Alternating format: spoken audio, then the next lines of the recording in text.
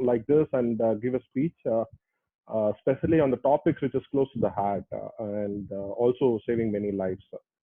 So going forward, 2 weeks back, I got a call from Dipanshu from IRSC asking that Giri sir, we just have to do something because in the news, a lot of news mainly only about coronavirus, this COVID-19.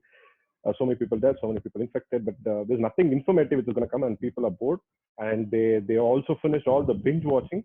So in that case, so let's try something new. So this was an idea we generated last week to start off with kind of a webinar series to start on on a topic which is which where the objective revolves around the road safety. So we might all ask that, okay, right now nobody is at roads, and what are we talking about? Road safety, road accidents. So it's not a pandemic; it's an epidemic. We all know it, and you will go through the entire journey of what a decade of experience what I had in this field, and also participating in various topics. Today, what I'll do is the first and foremost question is why you all joined. I will not tell what I'm going to tell, but why did you join is a big question, right? So, in the mid of Sunday, after a good lunch, it's a good power nap time, but you're all awake to watch this webinar series, especially from IRSC and also on the topic of journey to road safety, specifically on in India. So this is a very important topic since we all know that nearly 150,000 people are fatal every year on roads. And since it's happening discrete across the globe, across India in different states, there is no traction to capture this particular thing. When you really downsize the whole of topic to the per hour calculation, you will see nearly 18 to 20 people are fatal every hour. This is an alarming trend, and close to 400 people are seriously injured. That means when I say seriously injured, they're permanently disabled. So this is very important topic, and many people generally also do not understand about how exactly the whole things revolves and what is it all about. When we talk about road safety, we all think about wearing helmets, jumping red signal, that's it. But it is way beyond the topic. So today I'll just take you through the whole of journey, what I went. So I hope the organizers have already given you the topic of how to ask questions and other things. So please keep a note on it. End of the session, I will leave the presentations also to you on your mail IDs, and also please give your feedback and also questions. We can keep this channel alive by interacting in a social media, either in LinkedIn or Twitter or whichever platform is comfortable with. So let's begin with what the topic of the road safety as a whole, and just hold on. Okay. So here, if you see, I will just go through the global data first, and followed by which I will take you through India. So this is a global road status safety report, which generally released by World Health Organization every year. And if you see here, really 1.35 million deaths, 1.35 million, which is a really a big number, and nearly eighth leading cause for all the ages, and number one causes of deaths for the most productive age, which is 5 to 29 years, which is the educational age and also the early earning age. So this is every year the number is the same, despite of spending a lot of money, research, R&D. What is it stopping us to reduce this number is a big question, and this is where the multifaceted engineers are working together in order to bring in this level down. So if you look at the right side graph here, this is just a glimpse to give you about how exactly a population is distributed across the globe. We generally it's categorized into three main subsets like high income, middle income, and low income across GDPs. And if you see the population wise here, high income country is nearly 15%, and middle income is around about 76%, and low income is around 9%. When you just closely monitor the road traffic deaths, you see the highest number of deaths and also the highest number of population of vehicles is majorly from 15% of the high income countries has 40% of the vehicles in the globe, which contribute 7% of the road traffic. I repeat again, 15% of the world population, that is just 15% of world population, has 40% of vehicles on the road, which contributes only 7% of the deaths. So it's a correlation between three different graphs. Now, if you closely have a look on 76% of the population, which is mainly middle income, like what we also fall India, and that has close to 59%, roughly around 60% of vehicles, which contributes 80% of road traffic deaths. Can you see this? 80% of road traffic deaths. So overall, if you see the smaller population of a high income country taking highest number of vehicles with the reduction of road deaths, but the lower income countries, also the middle income countries, capturing the nearly 50%, 50 to 60% of the vehicles across the globe, contributing to 80% of the road traffic deaths, which is really alarming. So that means the real problem lies with LMIC countries, which is low and middle income countries. Yeah. So this is just a correlation to see that the higher income countries are well equipped with their infrastructure, with their vehicle safety technologies, with their education, yeah, most of the things. What is the problem with LMIC countries is what we will dwell today into it. And if you see the projections which has been observed since 2013, you see that middle income countries, the accident rate has increased close to 60% year on year. So it's really a big number. Okay, so this is another. Okay, there are so many people, organizers. There are a lot of people who are waiting to join. So I'm just getting a pop-up. Just check on this. Okay, fine. So if you just have a close look on the left-hand side, so the present topic of what do you say, the coronavirus thing, which generally is a very big number, which is populated across the globe, and right now we stand at 130,000 or close to 140,000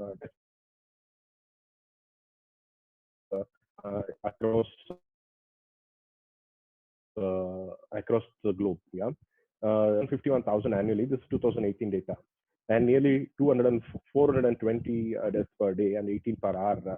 So that means every day there is one village of a size of 500 people is just vanishing. Yeah, if you just ask me the number, a small village in a remote India is just do not wake up in the morning. So that's the trend with which you are talking.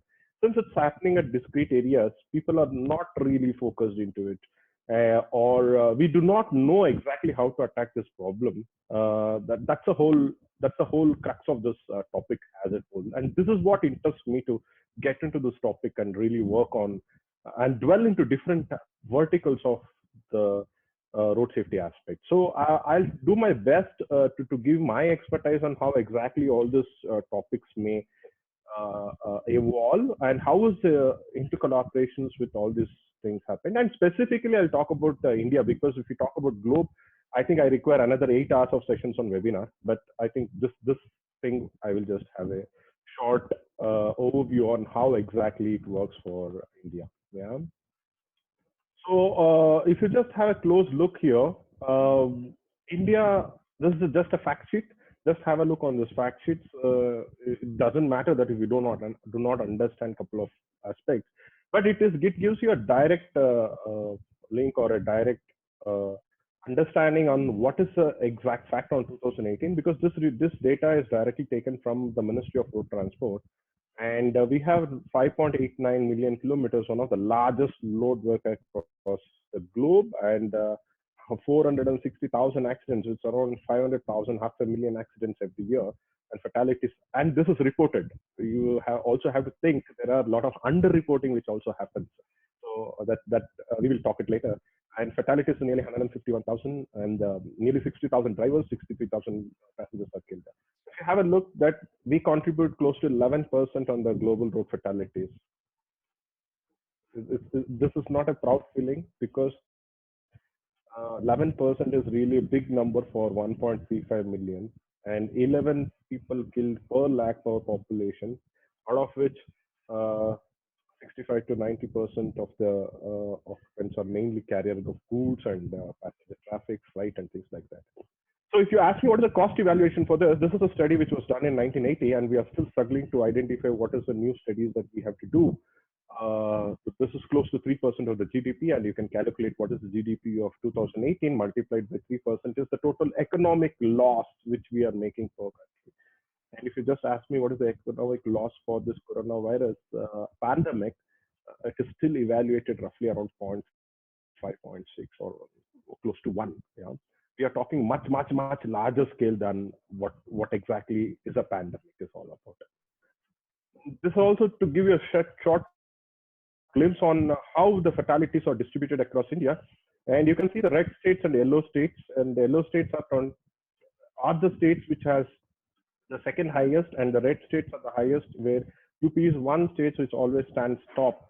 You might ask me, what is the reason why we are not able to reduce? And this is what is the whole research the entire country is doing towards. And also, nearly 6 to 7 states shares the second place, and nearly another 6 to 10 states shares the third place, which is 5,000 to 10,000. So, but if you look at this, we have different states, different culture, different dialects, and different way of thinking, and different ways of adding deterrence to the road traffic situations.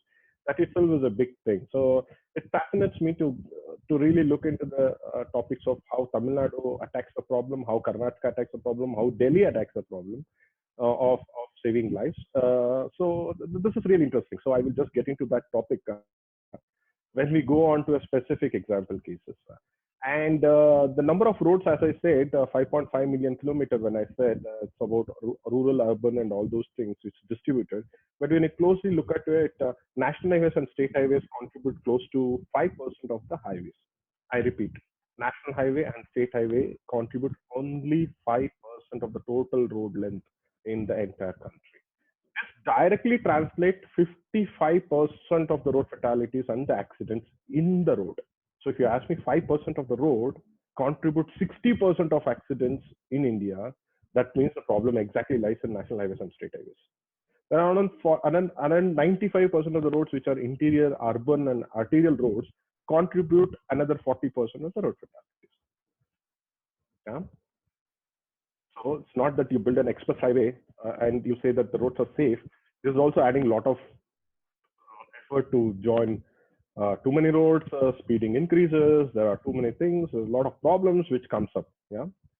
So that's main thing. And if you ask me what is the categorization of the road, so you can clearly see nearly 37% are two-wheelers, because we have the highest number of two-wheelers in India, and followed by passenger cars and trucks and pedestrians and bicyclists and other trucks. But when you see the same trend across Europe or US, the trend is totally different, because the vulnerable road user share is roughly around 70% here, and nearly 20-25% are the other vehicle categories like cars, trucks, and buses. Vulnerable road users are the road users who are pedestrians, non-motorized vehicles, and also two-wheelers and three-wheelers. So this constitutes a larger share in India.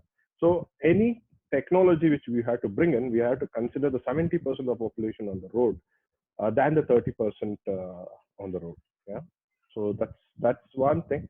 So I will just really get into the root cause.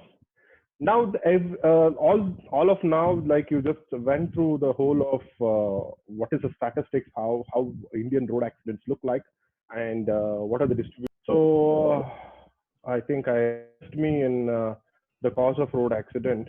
So I was just talking about all these accidents. What is the real root cause of these accidents? Yeah. So when you really look into the aspects here, the major reason for the cause of accident, as per the Ministry of Road Transport, gives around 80% of the accidents are due to the fault of the driver. Yeah. And why this exists is because we do not have a system which clearly talks about what made the into accident which happens. The police has to record. We do not have a scientific evidence methodology to really get into it. So, and by the police, and they do their job by who's at the fault. This question in various hits a car, who's at, sorry, I can't hear you, but I can answer. The always the fault is on the larger vehicle called car. when a car hits who's at a fault, the truck is at a fault. Yeah, this is called a large vehicle syndrome, which exists mainly in India. But when it comes to the other countries, like Western countries, this kind of large vehicle. But legally, the police registers a case, a fatal case. It will be under Section 304A, and it is his discretion to identify who exactly is at a fault. Take him to the legal proceedings. And it is at when there is another accident which has an serious 270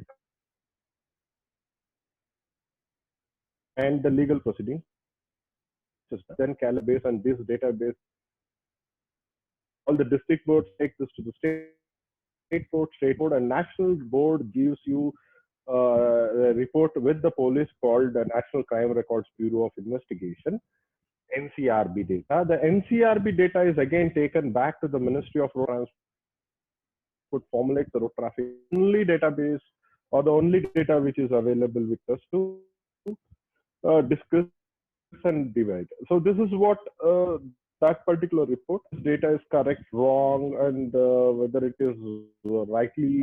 But whatever it is, we have to take it, and we have to really rely on. This is the only thing which is available.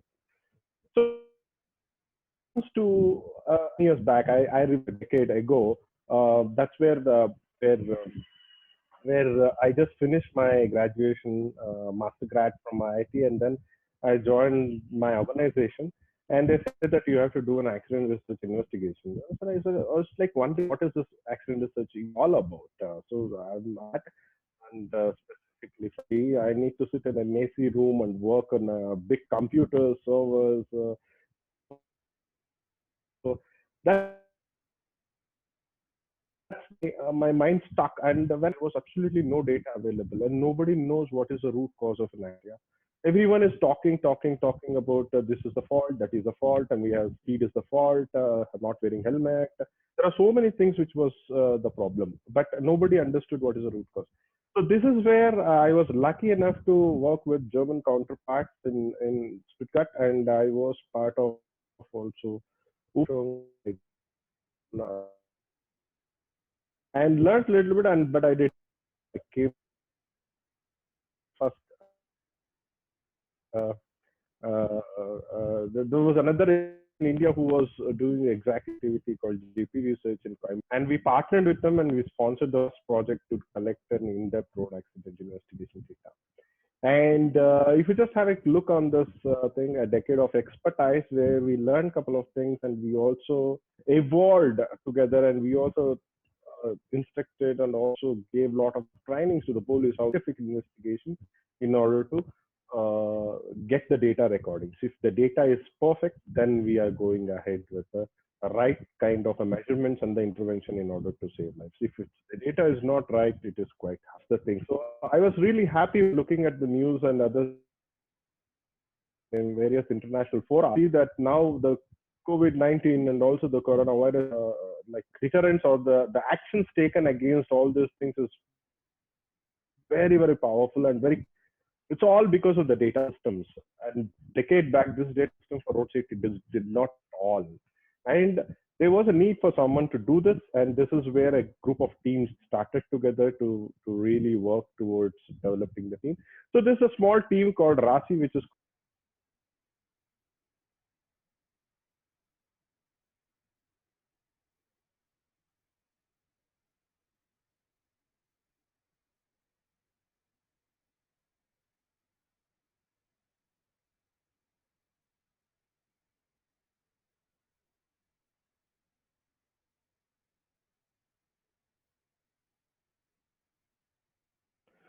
so accident RASI is the road accident sampling system team,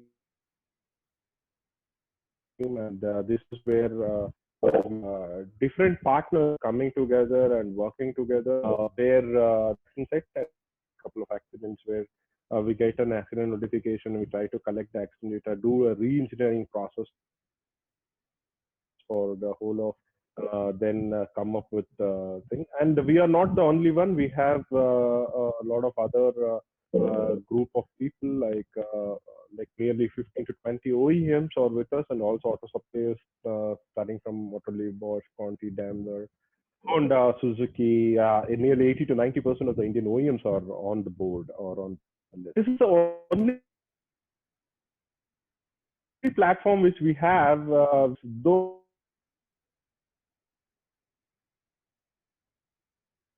the car manufacturers like Suzuki, Mahindra, Honda, Hyundai are all competitors. We all sit on the same table in the form of research, and we all share the common values and agenda to really and coming really identify what is the root cause in order to build the whole system and ecosystem for the country in a right format. So this is very, very important because this is where you will not get any kind of support specifically with your competitors working for single cause.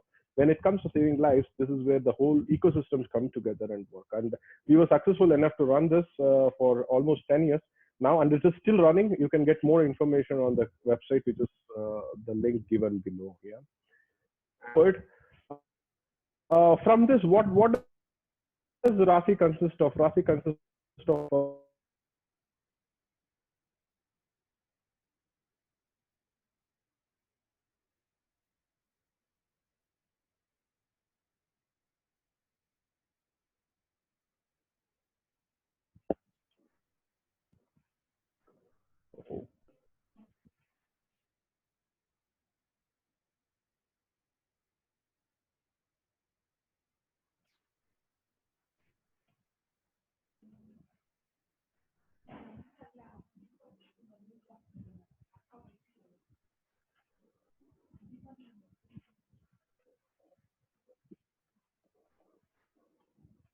okay. I think am I audible? Fine. So going back to the RASI, then I will not get into the details of how exactly the road safety work is all about. But what I will do is I will just give you a couple of examples, quick examples and snapshots of through the studies which was been identified. So what you are seeing currently is the Mumbai-Pune Express Highway, which is a very around 200-kilometer stretch which connects the Mumbai and the Pune in the Maharashtra area. Yeah? So this was a case where our investigation team was available in this area, and we closed have a look, and there was a lot of cases which is mainly due to tire burst cases. So we recorded close to around 250 to 300 cases with a lot of tire bursts, but it was for my instinct, tire bursts just do not happen because it is not made to burst. So when you have a close look at the topics, like here, we just went to the site and identified, and we closely observed that there are. This is exactly how it looks like.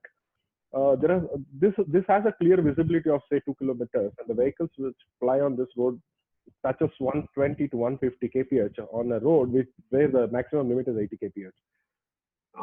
And if you see the infrastructure closely here, the infrastructure has a beautification part of it, which is totally non-scientific. So you see curbstones, the small brick kind of a thing, which differentiates between two lanes, and you have flower pots in between. So what happens is, like when we closely observe, the vehicle which is coming on a straight road, which is seeing the whole of the street, and he is sitting at a 120 kph. Due to some reason, maybe the drowsiness, sunshade, mobile, whatever, some disturbance, he just makes the steering little bit to the right or the left. Then the vehicle sways back and hits the small curbstone where the tire hits exactly at this point, and then the tire blows away. When the tire blows away, the car just directly enters and hits the flower pot, which is supposed to be the beautification part. Whenever the car hits the car which gets a point contact, then it has a rollover shift in it. So once you have this rollover, the vehicle directly goes and falls onto the other lane, where the ongoing traffic has a cascading effect of an accident. So there is nothing wrong in it. It is a beautifully well developed road from the Ministry of Road Transport, but it is not scientifically designed, is what we identified. and this is giving a lot of problem. A small curbstone can create so much of mess around the Mumbai Pune Expressway, which is supposed to be the top class highways in the world.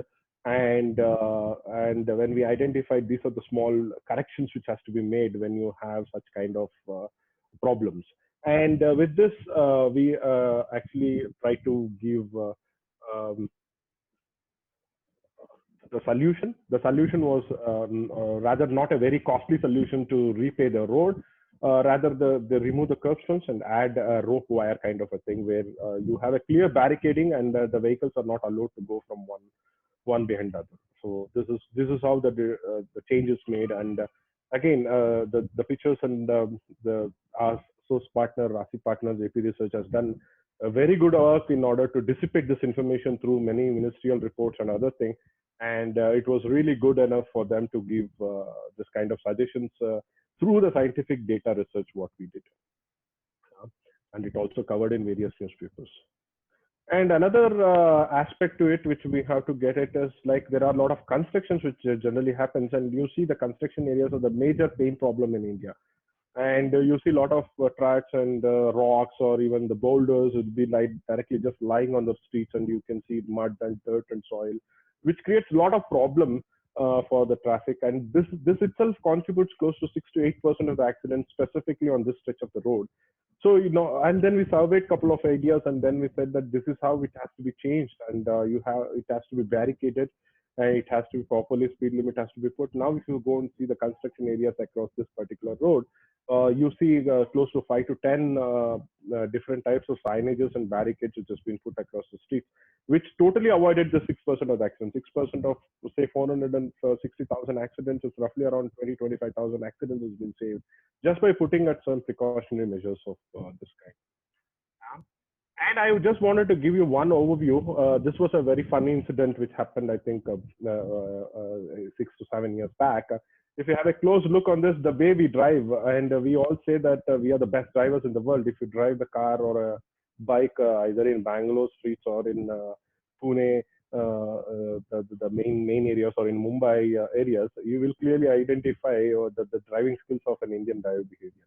So what happened here is you can see that it's a two-lane road, which is a Coimbatore-Palakkad highway road when we were doing an investigation way back in 2012 or 13. And we just were standing. We went for another investigation, but we were just standing and having a close look on how exactly the driver behaves or a vehicle behaves. So this is a very nice capture. If you see the number one photo, you see the two tracks which is flying, which is a two-lane road when supposed to be having only one vehicle can go on one lane. So you already have three vehicles. And on the second, that you have a small car which is overtaking the gas tanker. And the truck, which is totally on the off lane, which is an oncoming lane, he is on the road in order to overtake the larger tank. Yeah. In this, you have another oncoming vehicle. But if you see the smaller car, he has so much of guts to enter into the smallest gap in the road. On a two-lane road, five vehicles successfully maneuvers. Yeah. But this may not be the success story in every time. A small mistake, a fraction of a mistake, which can really uh, hamper the whole of 5 to 6 vehicles which is on the street. But still, we are proud to say that we are the best drivers and we have the best behavior on the street. But when you really look into it, but this really will not help us. We need to have a strict road safety policies and strict driving behavior in order to be safe. A small mistake by either of the parties here really go haywire. So coming to the safety system vehicles, this is where my most of the work into. But since the topic was mainly on to the give an overview of road safety through the journey, I did not touch on the technological aspect of it. So there are mainly three different systems, specifically on active safety, passive safety, and driver assistance. Active safety systems are the systems. Okay, let me just give you a quick example how this system works. So assume that most of the people who are on the call are drivers, or you also drive a car or a bike or whatever. Whenever you see an obstacle, what you generally do, you try to apply a brake in order to avoid the collision, right? And then once the collision is not avoided, then it's a possibility that you're going to collide with another object or an opponent. So there are two situations here: the situation prior to the collision, the situation at the collision, and the situation post collision, right? Or the pre-crash, crash, and the post-crash. These are the three terminologies, engineering terminologies, which we use. Any product which helps you to mitigate the accident during the pre-crash phase is called active safety system. For example, you apply a brake. When you apply a brake, the vehicle does not stop. Yeah, it just try to skid. Why the skid happens? It's again a physics, because a vehicle is moving at a velocity v 60 kilometer per hour and a wheel is moving at a omega angular velocity. You make an angular velocity totally zero immediately, but the vehicle velocity v is still tend to be a 60, and it slowly gradually has to come because it's a law momentum inertia, right? So you need an intermittent technology to counter steer this physics of the mechanism. So that's where you do not lock the wheels, thereby the omega is not directly going to zero. So you try to lock and unlock, so that the omega is gradually going to decrease according to the v, the linear velocity, and the angular velocity is totally controlled. And this is what exactly an anti-lock braking system does. So anyway, so if you keep talking about around 60 to 70 systems which is available across the globe, I think each system itself is another 1 hour webinar to understand the technology, because it's so fascinating to intervene the physics of the systems and try to implement on the technology and try to help people in order to save and also the driving behavior of it.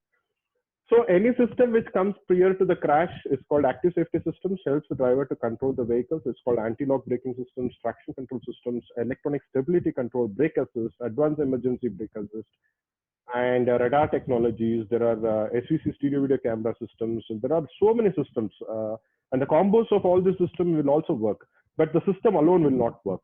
As I previously covered about the driver behavior aspect and also the infrastructure aspect, technology also plays an important aspect. And passive safety system, the crash is unavoidable. At that time, the car is not important. For us, what is important is the occupant who is sitting, the human who is sitting inside the car. So in that case, the occupant requires an airbag, pretensioners, seat beltners, and crumble zones and everything. So I've seen a lot of people when there is a crash on the street and the vehicle part just smashes into pieces. And everyone says that, okay, this vehicle is not designed properly just because it just went into pieces. Yeah. But actually the vehicle is perfectly designed. When I say why, because you in a car, for example, if you take a car, you have an outer bumper, then you have an inner bumper, then you have a crash zone, then you have a crumple zone, then the load carrying member, then it goes to the vehicle. Yeah. You have 6 to 7 load carrying capacity when the crash happens. The bumper, outer bumper, internal bumper, and the crash zone has to take up 80% of your impact when there is an accident. That's where it is designed to break into pieces. Yeah. But we Indians, what we do, specifically in India, you have a system called I should protect my vehicle, and you put a bull bar into it. Bull bar is something which you get as a cheaper product, aftermarket product, and you put it, and assuming that your car is safe, then you have this bull bars. But actually, when you really look into bull bar is gonna affect much more than the vehicles, because you are trying to minimize the surface contact to a point contact, where the point contact is much more severe than the surface contact. So there are various interventions specifically on passive safety system. Passive safety system is not to avoid an accident, but to reduce the avoidance and also reduce the injury for the occupants who are sitting inside the car. And then come to the last part is the driver assistance part. And this is now an emerging field where we have a lot of topics like working towards ADAS systems, autonomous driving systems, emergency brake systems, prediction systems. There is a spectrum of topics to which we can work into the assistance systems and manufacturing. So this is where the core work of technology lies. But why I showed all these things is I covered the topic of driver behavior, I covered the topic of the infrastructure and the scientific infrastructure, I covered the topic of the data and aspects, and now the safety system and technologies. So I think you all are like mapping all these things to converge to one particular point, that road safety is not one topic. A topic spectrum arranged with lot of other verticals which has to come together in order to bring in the whole system. So this brings to me the key stakeholders. So as I said, this spectrum is not only to for companies like a car manufacturers or a component manufacturers like Bosch or the police officers or the insurance. It's a group or the stakeholders which is very vast, starting from the issuance of the driver training license to the vehicle manufacturers to the insurance agency, the road planning authorities, the professionals, the healthcare, the NGOs, the government, the policymakers. Everyone is involved in this. So now you assume the volume of the topic which we are working. So it is an ecosystem. It is not one person's activity. So all the stakeholders has to have a proper handshake without an ego. They also all have to have a common understanding and has to have a selflessness service to the community in order to save life. This is the only solution. So this may be possible, this may not be possible, especially in 2020's age. I don't know really, but we are trying our best to have a handshake with all these partners. Sometimes it's yes, sometimes it's no, sometimes it's quite hard to get all these people on board. So as a whole, I say road safety is not one topic. It's a topic which is a spectrum of different topics embedded together. So that's where even my team also has a group of mechanical engineers, mathematicians, physicians, paramedics, and also doctors, and also marketing professionals. So it's also really fun working with different stakeholders, having their different thought processes, attacking the same problem in order to reduce lives or save lives. Okay, so I got a request yesterday evening to really touch a little bit on the topic of Motor Vehicle Amendment Act in India, which is another interesting topic because any rules in India is mainly done by a particular act or a rule book. So every country has a rule book. India also has a rule book. I think 80% of the audience today do not even know that this exists. So which is called CMVR, which is called Central Motor Vehicle Act, which is done in 1988. So after 1988, 2020 or 2019, I guess 2019 is the only year where they made an amendment. So there was a lot of news in the in medias and the public space that the fine has increased. If you have a drink and drive, the fine is increased from 1,000 rupees to 10,000 rupees. And also when you do not wear helmet, it was 100 rupees. Now it is 1,000 rupees and whatnot. And you don't have an insurance, then 5,000 rupees. So the whole media and the social media focused mainly on only one chapter of the Central Motor Vehicle Amendment Act, but they forgot remaining 84 chapters which was written, where the actual crux of the problem lies there. So road safety is not only about fining people or collecting fines, right? So it is just to it is a deterrent to enable people not to do that. Yeah. So, but I will touch a little bit on a brief topic because the Gazette of India says these four important things, and it is not divided across this. But I divided this into mainly four E's. That's called education, engineering, enforcement, and emergency care. Education, engineering, enforcement, and emergency care. So these are the four E's. So when you really look into education, it's really a driver refresher training course which is required. So I was in Germany, and if I want to do an license there, you need to undergo nearly 26 hours of live classrooms, and if you're failed again, you have to repeat the class again. So in India, we all know how do we get a license. Yeah, now it's getting automated, but I think definitely a couple of us or our brothers or fathers would have not even driven the vehicle, rather paid and would have got a driving license DL at our home. Yeah, but this is the system. But we really do not know how exactly to drive a vehicle. We do not know what is defensive driving. We do not know what exactly how a system works. But still, we get a license. This is another important problem. So now this aspect has been addressed in Motor Vehicle Amendment Act in 2019, where driver refresher training course is the most important topic. Then engineering. So we all know we buy a vehicle into 1990 or 1999 or 1998, and we still drive it 30 years, 40 years, till all parts just loosen out. We do not have a concept of recall of vehicles or shelf life end of a vehicles, which is also very, very important. And this chapter is also discussed. If I start dwelling into it, I can dwell into 200 pages of Motor Vehicle Act, but I think there are better experts to talk about it. I request IRSC to enable another specific webinar on Central Motor Vehicle Act itself to understand much key aspects. But today I will just brush up on a couple of topics here. Automated fitness testing in engineering is also another important aspect where you have to go for a fitness testing, because you buy a vehicle 15 years nothing. If the whole vehicle can be run at any point of time, if something goes wrong also nobody is there to do. And after 15 years you go for a fitness testing and you just paint the old vehicle and just get it there, and then you get the fitness testing done. But there are certain states specifically. I also saw a couple of people who joined from the fitness testing team in today's call. I also personally met them, and their job is really good. So they really inspect every vehicle up to the brim, and also if there is no proper testing done, the vehicles are not allowed to play. So there are two important part of it: end life, shelf life end, and also automated fitness certificate is another engineering aspect. I did not cover the legislation aspect here, the airbags and other thing, because I have it in another slide, where adding different automobile technologies is also an engineering. Then comes the enforcement. Enforcement, this is where the fine. So this is the only thing which everyone knows about Amendment Act. Yeah, e-governance, National Safety Board is established, and revision of fines and electronic monitoring and violation systems. And offences by juveniles was not covered in the previous. Now it is also covered. But the last and foremost important topic is emergency care, which is a cashless treatment during golden hour. Golden hour is the first 20 minutes of an accident, and it is the most important and vital. And this currently has been done in I think Greater Noida and Delhi stretch, and also Mumbai Pune Express Highway for a couple of times.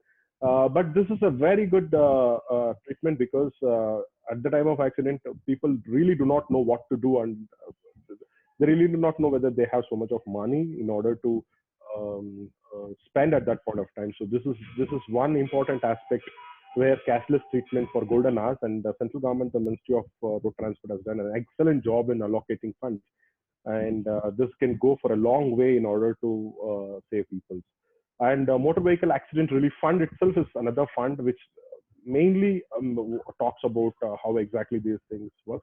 Production of Good Samaritan law. This is one of the important thing, and I think I thank a couple of people specifically in the country who really drive this particular Good Samaritan law, and I've also suggested them to bring them on board for next webinars for IRSC, because Good Samaritan law is one of the important law where when the people are dying, this is what do you say, 20th century with 2020 people with phone and iPhones and videos and TikToks and other things. When there is a crash, people start recording rather than nobody helps.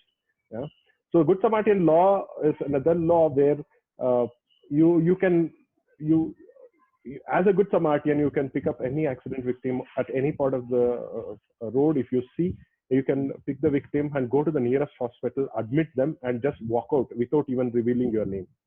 So you are not abided to talk to any police. If you are not abided for any law, you are not abided to give your even you. If you wish, you can give your name. If you do not wish, you can still say, I don't want to reveal my name. Because there is a lot of problems in the previous years, because someone helps the accident victim, and in by chance, if the victim is fatal, then the person who helped is in a trouble to go to the court every time, talk to the law, and spend a lot of time. This is the reason why there was no good amount of Good Samaritan practices which was dying.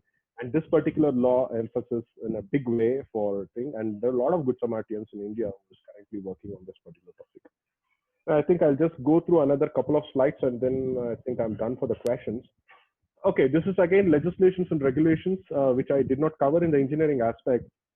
So the Indian government is really fortunate enough to mandate many of the topics like pass cars, passenger cars ABS, power two-wheeler ABS, and also truck ABS, and also airbags, frontal two airbags. So now if you see all the vehicles which is from 2019 onwards will have two airbags in the front, and also anti-lock braking systems. And for motorcycles, all the motorcycles which is above 125cc has anti-lock braking systems, which is embedded from as per the law. Yeah.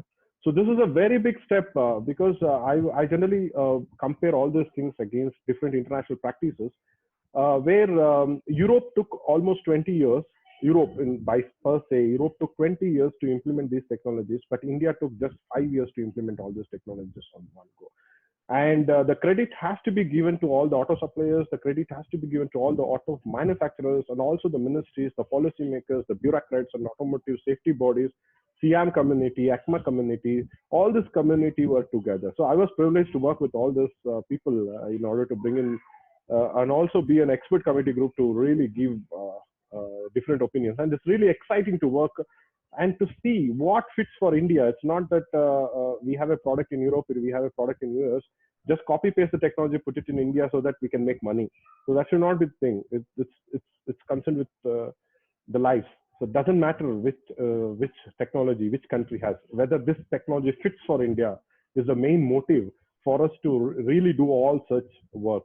So that's what, when I discuss with a couple of my colleagues or even friends in conferences, I say, they say, Giri, you record around 4,000 parameters per crash, and you work on so much of technology for what?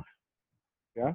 So I say I spend hours and hours and hours of time looking into the numbers and crunch the numbers just for fraction more safety, not even a second safety, fraction more safety for saving lives.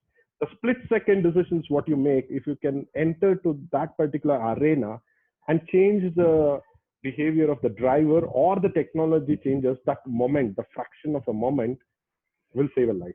So this, I think, only people who has undergone this series or the cycle will really appreciate. So that's what is the crux. So it's very difficult to get into it, but we are trying our best to get into it. I'm not alone. There are a lot of team behind this, and IRSC is also one of the team which works on this particular topic of it. Okay. So yesterday organizer gave me also a particular hint to just give a short overview of the global declaration. So this is not only India's, whatever I spoke, is the perspective of India, but the entire globe is also facing the same problem.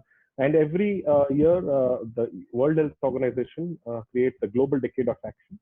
So Global Decade of Action is the declaration which every country signs. That means almost all the country across globe signed this declaration for bringing this. The first declaration happened in Moscow in 2010, and the second was Brasilia Declaration, and the third was Stockholm Declaration, which just happened in the month of February. And the declaration in 2010 was like reduction of accidents by 50% or road deaths by 50% by 2020. I think India never reduced it. So now there is a new thing, 50% reduction road deaths by 2030, which is like 50 by 30 is a new terminology which does. So whatever the actions has been taken, it will be taken under these four deterrents for 50% reduction on road deaths by 2030. Okay, this is my last slide for the day. Like I was just going through a couple of reports. How exactly? So now we all see there is no vehicles on the street, yeah, and all the roads are empty. But does this really help us in reducing traffic? And I saw also post which is directly coming from Washington Post, and also some of the accidents. It is 100% reduction of accidents. So people are taking credit out of it. There is no accident because the country and the whole globe is shut. Yeah, this is not a permanent thing. So this pandemic is going to lead to an epidemic in near future. But we have to really understand and appreciate the time what we got. And also think and envision ourselves to really look into what exactly COVID-19 teach specific to road safety epidemic. Yeah. So this was a very good article which was released by WHO, GRFS, which is called COVID-19 to teach on this. And he has given 6 points mainly, which is really good. And I was reading that the aspects was very, very nice. So I also thought of just sharing this with you in the last slide. The first point goes like this: reducing exposure to road transport. So now we are all locked into our house. Everyone is capable enough of buying cars and two-wheelers. And in fact, a husband and a wife, couples have 3 cars at home. They don't know which car to take, or a two-wheeler. Yeah. So reducing exposure to road transport absolutely is essential. So the whole world will think towards the mass transport, last mile connectivity, using eco transit, transportation kind of a thing, where people try to use the mass transport like trams, trains, and other ferries, and places where the rivers are there, water transport and other things. This directly reduces the number of vehicles on the road, which will directly give an impact on reduction of road collision, road traffic accidents, reduction of pollution, reduction of stress to the people, and thereby increasing the aspect. So now we see a lot of sharing apps, which always talks about the ride share. Yeah, the blah blah cars, for example, ride share, for example, quick ride, for example. There are a lot of apps which came up. There's nothing that we're just gonna talk about. It's like the person who stayed next to your road is also traveling to the same office. So why can't we pool together and go? This is a master. And the entire world is revolving. 2030, if you believe me, if I want to give the same speech 10 years later, I will not be talking about the problems what we talk today. The problems will be entirely different. And people have stopped buying the vehicles. They're trying to go for a mass transport. The generation is totally changing. The new generations do not even want to own a car. They say, I don't need to own a car because I have Ola, Uber, or any other companies which is just on my fingertips. Second point is envision our working lives, transport and infrastructure. This is very important. We have to envision our working lives. It is possible to effectively work at home. See, the speech what I'm giving today, I used to give this in a power-packed 1,000 audience and travel to Delhi, 2 days stay. So much of money is spent, the stress. I used to catch a 6 o'clock flight where I used to torture people at my home to wake me up at 2:30. Yeah, and 2:30 wake up and finish, and then take a taxi, go to airport, which is another end of Bangalore, and all these things is reduced. And now we can get the same amount of information, and in fact more, by re-envisioning our working life and transport and infrastructure. So this we have to really think wherever is required, we cut down all the travels, cut down everything, and then think how innovatively we can use the technologies and other things. Third point is maintaining our values. The core values is the most important thing. So we may say we are sitting at home and in a casual and relaxed couch, whether I want to work or not work, it's up to me. I can sit and work at 12 o'clock, 3 o'clock. But at the same time, you have to always maintain the values. Maintaining values is very, very important, that you stick to it and you fix to the values and the principles, the core principles, no matter where you work for. And this gives you different things. And many people have realized this in the last 20 days. Embracing a system accountability instead of touting individual responsibility. This is another important aspect. Now, what is happening in the ecosystem today, if you see, I do not want to name a country. The president of the largest country says that I will stop funding to WHO. And also says that this pandemic is because of the misinformation and other things. It's a sheer touting of individual responsibility. Rather, we have to understand it as a system accountability. If you see the smaller countries, how they are attacking a problem. So if you see India, there was only one case which was reported way back in January, I think February 26th, 27th, where I was in Delhi at that point of time. And during first of Delhi, there was only not even one case reported. Before that, people started preparing for it. Yeah. And by another 10th or so, there was cases around 15, 20. The whole country starts shutting down in another fortnight. So this is like you are embracing the whole accountability for the whole of a system, ecosystem, rather than blaming on an individual who got the virus. So let us quarantine, let us put him into an isolation. That was not the thing. How exactly we have to protect ourselves. So the same thing we have to really look at the road safety aspect as well. So road safety is not that who is at the fault, whom I have to book at section 377.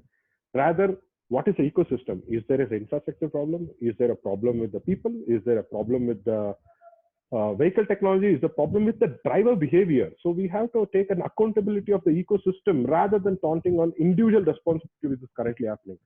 And I have been saying the same thing to the most of the legal aspects, legalities, or legal lawyers to really look into a different aspect. So when a vehicle goes and hits to a barricade, which is properly, poorly placed onto the road, there is no case filed on a barricade, right? The case is filed against a car driver who does not even know that the barricade exists in the middle of a road. Yeah. So this is another problem. So the whole problem is embracing a system as an ecosystem rather than identifying an individual responsibility is the most important thing in this road safety aspect. So this is one important thing what the pandemic COVID-19 has taught us. The fifth point is addressing the political dimension. The political dimension is the far most important. I've never seen any government working so fast, so quick, so rigorous, so rapid in terms of taking decisions in order to save life in a matter of 30 days span. Yeah, why not this political will is there for road safety? There's one simple question to all the politicians which I wanted to say. Do we lack money? Do we lack people? Do we lack technology? Do we lack the cooperation and coordination? Because the numbers what we see is just increasing in pandemic in a matter of logarithmic scale. The same is happening in road safety, but in a discrete fashion. Yeah. Why there is a no political will? So addressing a political dimension is far most important. So if you see, I really appreciate the political dimension towards the pandemic what we are facing today, and this is taken into a different heights as of today. And the last point is developing stronger deterrence to lockdown of breaches. That's what I said, that they required a lot of deterrences in order to have different aspects during the lockdown. So try to envision all these aspects. And I've given the source in the bottom. If you need a little bit more information, just go through this WHO report. It gives you different aspects, and you can directly correlate against your country, which is really a very good topic to do it. And of course, all this pandemic gives us an opportunity to rekindle ourselves, what is inside us, and also envision ourselves to really think what next we can do for saving lives. I think with this, I would like to go to my last slide, which talks about the saving lives. Yeah. Uh, I generally start with 0 on 0 on 0, which says 0 accidents, 0 injuries, and 0 fatalities. Or rather, I will put it in this way: the first objective is to 0 accidents, the second objective is to 0 injuries, and 0 fatalities. Something we all have to work together in the different stakeholders to envision the vision of injury-free driving, to keep all the people's heartbeat pulse always alive. So thank you very much for giving me this opportunity. I think I've overshot a little bit of time, but I'm not sure whether you have some time for question answers. I will hand over the mic to the organizers, and thanks for giving me this opportunity to share my thoughts and opinions on this topic. Thank you so much, sir, for the insights. And when you are talking about how different states treat different, have different approaches. So, when I first moved to Chennai, it was a very different experience for me in terms of how the vehicles would actually move. Mm. So, definitely, I think, different geographies require different approaches, which you talked about. And like even in Delhi, when I came here for the first time, so I was seeing, like tall barricades just around the flyovers. Okay. And like, these things, it differs from place to place. And I believe that like you said, every geography requires different approach. Right. So I would actually I really appreciate that what you said, and also about the pandemic, right? So when you're talking about that, I think that kind of unites everyone, because now we can have a sense of Right. collective effort, which we were not Right. having before. Right. So that was, I think the main takeaway, because like you mentioned about vehicles, right? Whenever a crash happens, we tend to blame the vehicle, their safety measures. But then again, if a vehicle Right. hits very fast or in a very awkward angle, there is so much that the safety measures can accomplish. Right. So I would like to thank on the behalf of Indian Road Safety Campaign to Mr. Giri Kumar sir, as well as all the participants. I think there is a lot more to cover. This is just touching the surface, but I think what sir told, that it's a collective effort that we must do. And currently we are open to questions, so you can type in your questions which you want us to cover. We'll take it up. Due to time constraints, we'll try to cover as much as possible, but kindly also send us your questions through the feedback form, which will be rolling out shortly, such that in case you have questions that we could not address here, we'll take it up to sir and make sure we get back to you on the same. So, sir, in that vein, I'll just take up question that came to us, Yeah, that although the Motor Vehicle Act, one of the major aspects that we have seen is the penalty. right. So while that does reach impact a lot of the people who are not having high disposable income, but like you told that a majority of the accidents are in the middle class or the upper middle class, which has at least in recent time significantly high disposable income. So what do you think is the economic impact, because the act was predominantly told or put out to the public in terms of that if you do not follow these mandates, that you're going to have economic Hmm. repercussions. But like the disposable income, will it impact, or do you think that we need to look into another aspect such that we can generate maximum impact? See, one thing which we have to understand very clearly is like increasing in the fine is not a way of generating revenue. The government cannot claim that, okay, I got, say, $3 billion revenue out of people violating. That is a wrong way of putting things. Why they've increased is that people now you violate a rule and you have 100 rupees and you can to buy a coffee you pay in a coffee day 250 rupees. So 100 rupees is just nothing. So they say that if a police hits me, I'll just pay 100 and just go. So the deterrent what the government of India brought in that people should feel it. Yeah. So if you look at the Western countries, the first time the pay is the penalties are 20%. Yeah. The next is 40%, then 50%, then suspension of license on the third day for 6 months, which is a very big thing. So people are feared. So this actually you have two aspects to it: education and enforcement. So education is why I should wear seatbelt, why I should wear helmet. It is to save myself, right?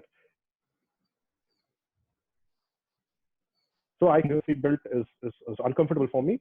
So I will go without seatbelt. If police catches, I'll give 100 rupees fine, which is affordable to every even middle class or even like the lower income people also can afford it. When the fine is raised to 10,000 rupees, the people are feared. Yeah.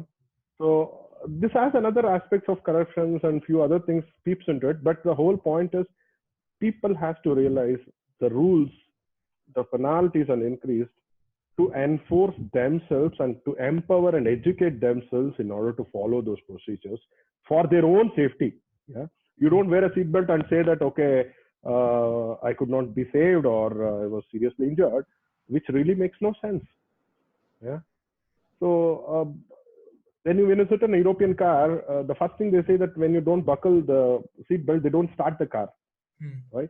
So that's it's a mandatory by not by law but by themselves. The first thing they go is the seatbelt just directly goes and catches. And 80% of the fatalities, specifically in car accidents, can be saved without any technology just by wearing a seatbelt. Yeah. So this we have to really understand. So enforcement and empowerment has to be done for the people through their education. And if you want to attach an GDP or an income and a revenue through the fine collection is not the right approach. So the fine collection is mainly to enable people that there are 10,000 crimes or 10,000 violations for a month of Jan. When you increase it, the violations has to reduce it to 1,000 violations. So that's the deterrent what we are trying to do for India. Sure, sir. Sir, another question, like it's a broad question in general, but like if you could tell that what are the major steps the government is trying to take in recent times? It's a very big question. So you can follow Ministry of Road Transport MORTS website where they are taken, they're paving a lot of roads. But it is really important that in my age, like I've worked since a decade with the government agencies in various verticals. But they are taking really a very good step. The biggest step is the Motor Vehicle Act amendment, which was not possible since a decade. And it is not one person's activity. There are so many NGOs, there are so many people, so many OEMs who are working towards this greater cause. And And also, if you closely look into the different topics, the government is getting into a clashless treatment, which is another big topic, and also identification of the black spots. There is a certain number of accidents which is happening in a vicinity where the numbers are more. Identification of black spot and correction by it. I think IRSC is also one of the team which does this through students. You identify a power spot and you correct it through the local officials and then get it done. So that is also another biggest topic. So government is working towards various causes, and the National Road Safety Council is set up. So anything and everything you can directly walk into the Joint Secretary and also talk that this is the problem what we are facing in India. If you have a proper research and the data on board, and it will be answered. And you have an expert committee of people sitting on the panels and the boards, so where they will really look into the problem. If it is really required, changes have to be made. Sir, one question which I think people who go in highways during night times will face, the problem of the high beam. Mm. So during night time, the trucks, and as well as nowadays, I mean, we have a lot of biker groups Right. that go out with high beams. So like specifically for vehicles which do not have, say, proper visual aid to tackle the high beam. So what can the steps be taken? Because if you look at certain vehicles like um, premium vehicles like BMW, Mercedes, they have you can alter the high beam throw. But as we make, I mean, when xenon lights are introduced for lower vehicles like say Hyundai, Elantra and all, so they don't Mm. have high beam control, the span. So how can this See, be it's, addressed? it's very simple. Whoever asked this question, whenever there's an a vehicle which is coming in the opposite, you have to switch to low beam. That is a common law. There's a human nature of law. So I feel if the person is still driving at a very high beam, I feel like cutting his hand, because you're not killing yourself, you're killing the other person who's coming in the front. Okay. So there is no need for high sophisticated technologies of the beam control or things like that. Uh, when you have a high beam problem, specifically in the highways, most of the highways has a median which is cut into two different lanes, and this high beams particular aspect can be addressed when you have a divided lanes. When it is an undivided lane, there the problem exists. So it is an enforcement, and also enforcement by self and an education by own. Whenever you see a vehicle, you have to switch to a low beam. That is very important. Number two, the technology can really play an important role here, because you have a lot of students who's doing this, some projects specifically on bringing this automatic change of lights from high beam to low beam when you hit another opposite vehicle. So this is also in prototype phase, but it is not that all technologies are really important or that can save lives. But according to me, the technology is available. How to implement it and what cost effectiveness is what is most important. Sir, lastly, I mean, this is actually, I mean, what IRSC does, but the question was that how to make people follow rules and regulations, right, without enforcement. So although it is general, but like in terms of awareness, do you think the government can do anything to actually spread awareness? Because as you know, smoking, for example, is showcased everywhere, right? That, smoking kills. And road accidents are also done, but sporadically, it's not but it's Yeah. a truth, but everyone knows it, but then again it's like something that we kind of take very lightly. So do you think anything can be done from the OEM or the government's part to actually raise awareness to a higher extent? See, I will ask you a same question back. You see a fire there, okay? And if you touch a fire, your hand is gonna burn. And it is your own self saying that do not touch it. And why do you want your dad or a mom and come and say and enforce you not to touch the fire? It's as simple as that. We have to really think about it. When you say that road traffic accident, you have to wear helmet, you have to make this, you have to do it. That's it. There is no question why, right? So this is another topic, but we also as Indians we are used to follow only rules. If government says only, I will do it. Else I will not do it. What cares? kind of thing what we follow, which is really a wrong practice. Government is doing a lot of things. OEMs is doing a lot of things. For example, I go personally to many schools, and I generally give a small kind of an education session to the students, the kids of say 6 to 7 years or 10 years, and I make them to take an oath. The oath says that if your dad sits in a car or if he takes a bike, if he does not wear a seatbelt, if he does not wear a helmet, you should not sit inside that vehicle. And this happened. So around 200, 250 kids took an oath. And the next week I go to the same school for a social service. They say that my son does not allow me to start a car unless until I wear a seatbelt. So there's a change which is brought from a 6-year-old kid to your father or dad, the generation which do not even understand importance. Yeah.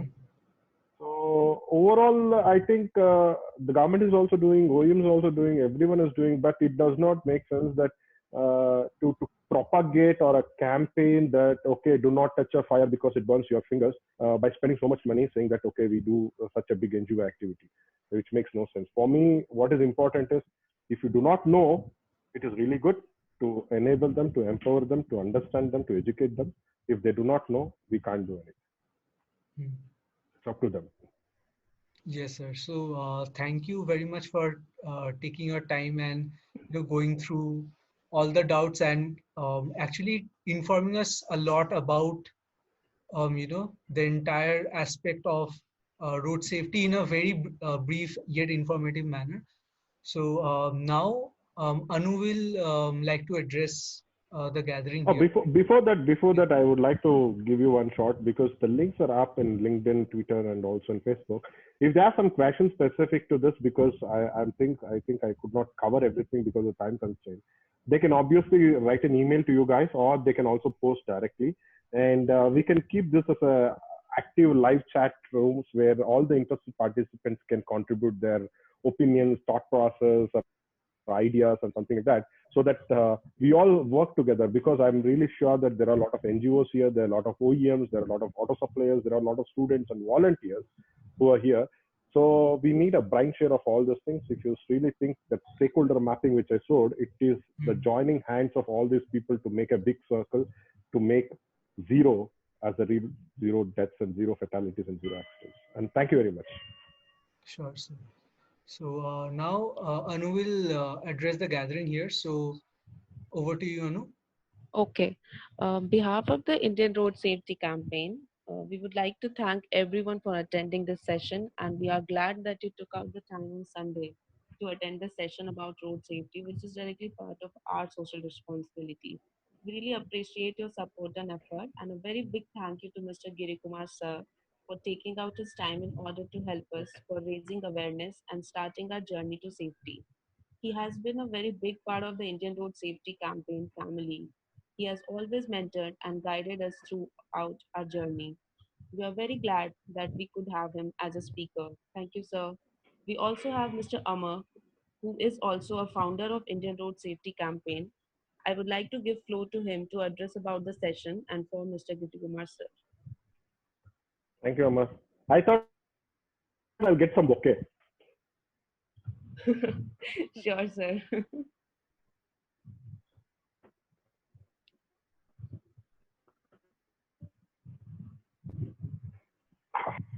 Yeah, hi. I am. Yeah, hi, sir. So thank you first of all for taking out time on a Sunday, and I think from your busy schedule, and thank you to everyone who have sort of come here and joined.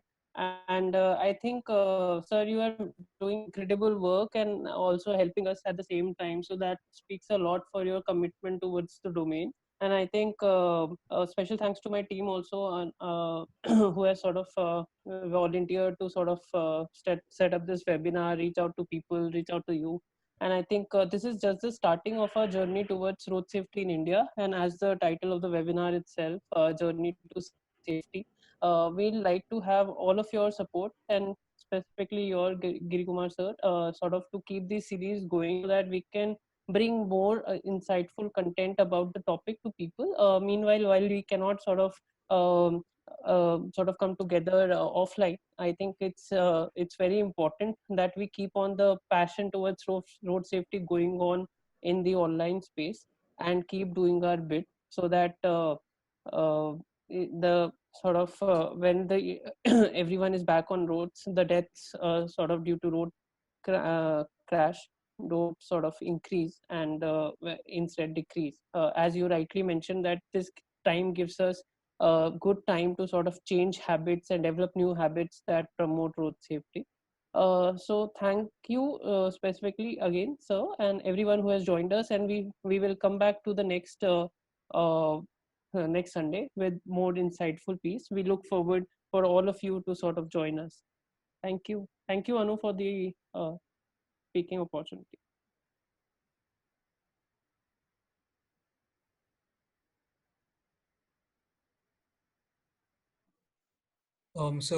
Thank you everyone for attending on a Sunday afternoon, right? So please stay safe.